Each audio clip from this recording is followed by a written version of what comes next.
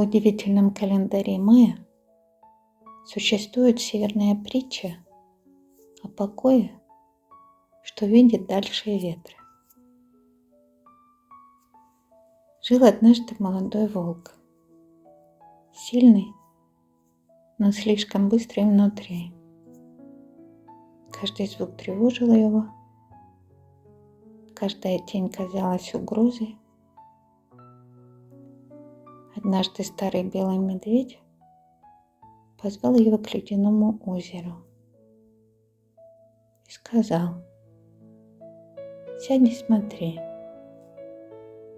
Волк сел, но вода дрожала, отражение рвалось, как ветер в шерсть.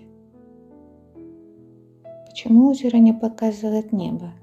— спросил волк.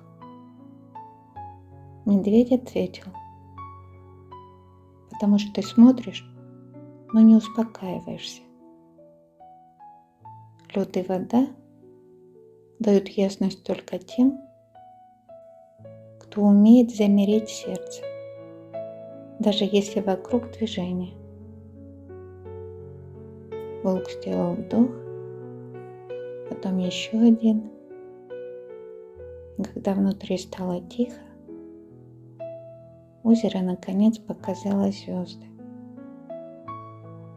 Медведь улыбнулся и сказал: «Видишь, покой немедленный, он просто глубокий, а в глубине всегда живет ясность.